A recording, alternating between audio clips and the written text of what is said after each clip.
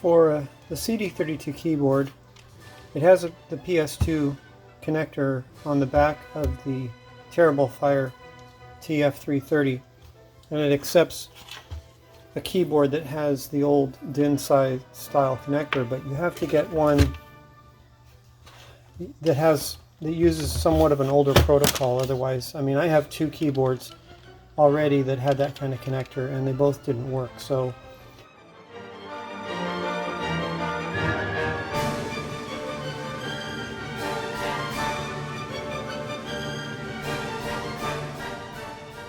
this was 20 bucks on eBay, brand new.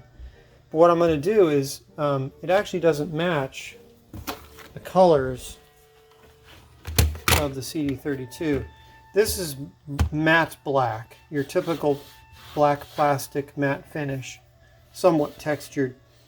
The CD32, however, is really dark gray, and it's kind of a bluish gray. I don't know how well this comes out on camera, but it's this is the color of the CD32.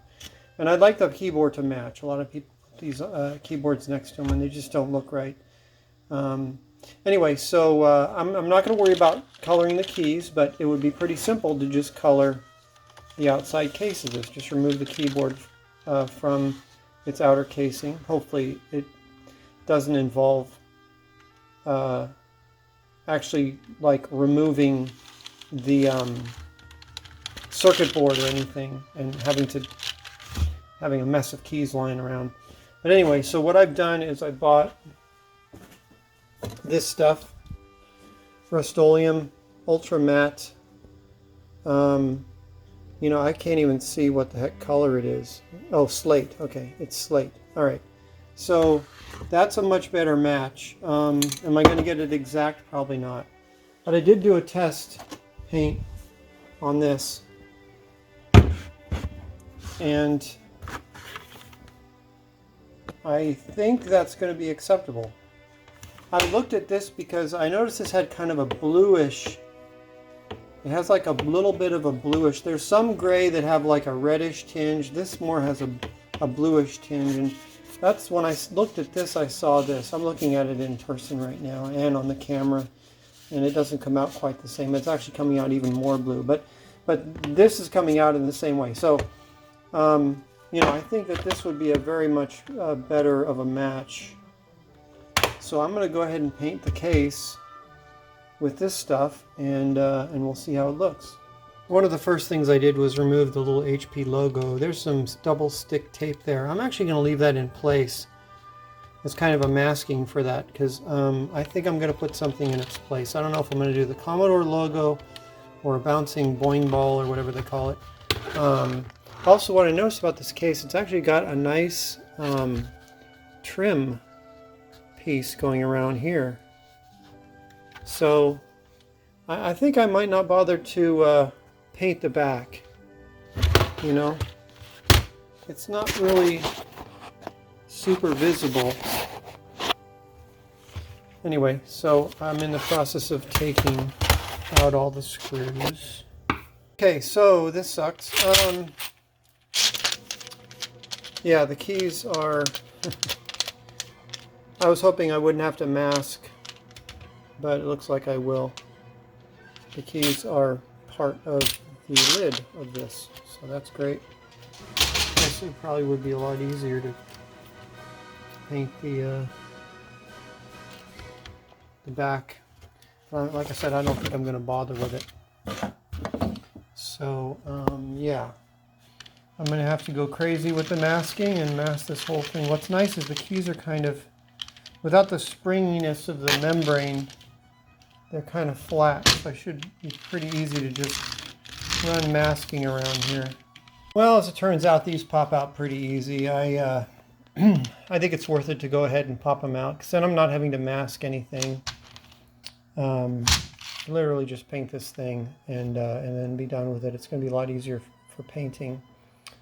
And also prepping the surface too, because I plan on using a little bit of a harsh chemical and maybe even doing some sanding to prep this, because I want to remove any oil or contaminants, or I mean there's actually stuff from the manufacturing process on here that'll make it, and sometimes it's intentional to make it somewhat of a stain resistant surface, and we want to stain it. We want to stain it with paint. So I'm going to remove all the keys and go to the next step. Okay, so all the keys have been removed. Now all I'm going to do is, I think I'll run a sheet of 600 sandpaper over this. I'm contemplating whether I mask this anyway,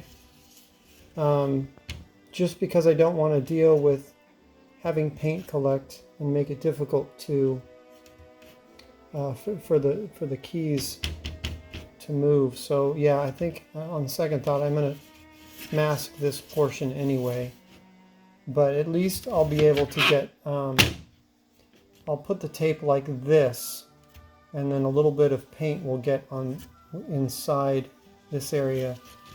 Although, you know, I mean, I guess the keys are black. Yeah, I guess I'm not too worried about that. So we're all masked up now. I'm not worried about these symbols at all. I think everybody knows what they are. this is going to be a quick job. I don't want to put too much effort into it. I mean, a factory CD32 keyboard it doesn't have beveled sides. Some of the keys are dark gray, some of them are black. You know, there's a logo here. I'm not going to worry about any of that. I don't want to convince somebody that this is a CD32 keyboard. I want to just make this keyboard match. It's a light gray bezel that's sandwiched between the top and the bottom. I didn't even notice it was still on the top, but it came off real easy. Just some snaps, some clips. So anyway, just need to finish sanding, and then we're ready for paint.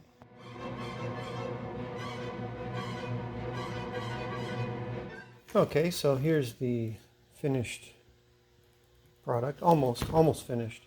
I decided to grab a PS2 mouse. I have the PS2 adapters for the Amiga, so I went ahead and painted. This was a LabTech light gray mouse, and I painted it the same color on the top side, and just to make it also two-tone, the bottom is black, because this is going to be two-tone because the keys are going to be black and the outside shell is going to be excuse me, gray, and the bottom is going to be black, because why bother to paint that anyway? So what I'm going to do is, what I did was I went with some photo 4x6 paper and you know, printed some boing balls of the various sizes. I'm going to find the one that matches the best and stick it in there. I'm going to glue it in there maybe with some white glue, but really what's going to hold it in is the clear spray. This whole thing is going to get covered with clear spray, including this. So like a matte finish clear spray to protect this and the boing ball.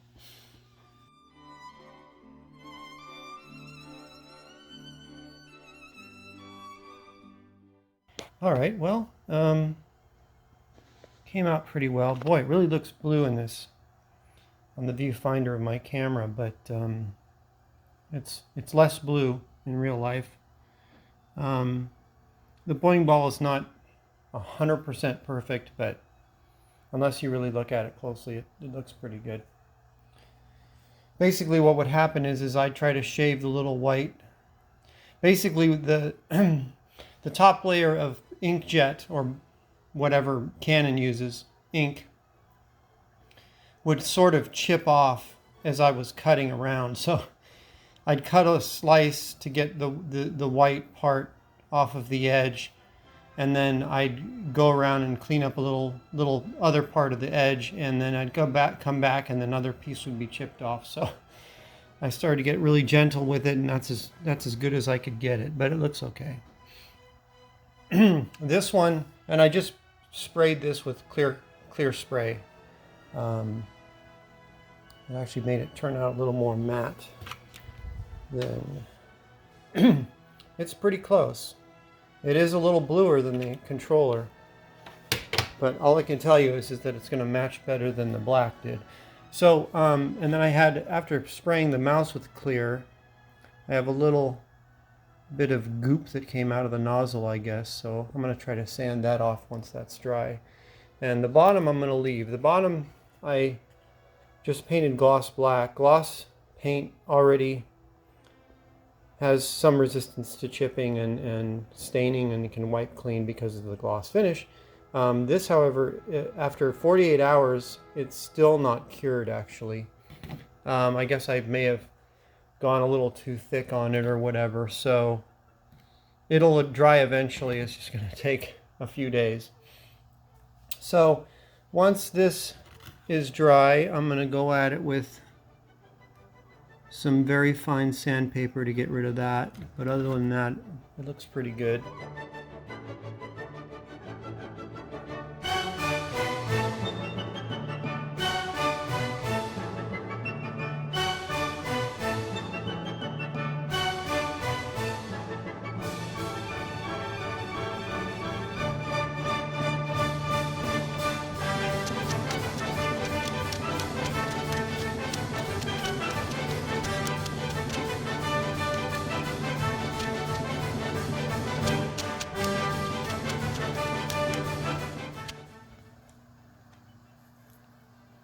Shorter screws go on the inside, obviously, because there's a keyboard on the other side. The actual keys are on the other side in the circuit board, but on the edges, it's just the plastic's butted up against, so those are going to have the longer ones. Pretty easy to keep track of that, but obviously you don't want to put a longer one where there's a shorter one, where there's supposed to be a shorter one, that is.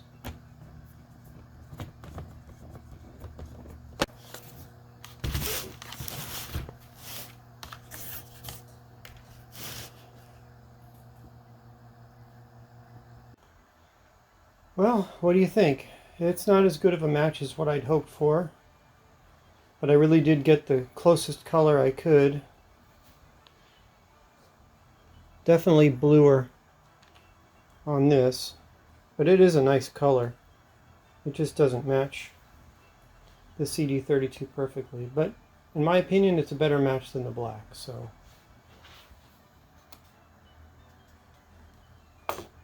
Comment below with your opinions. Otherwise, we'll see you next time.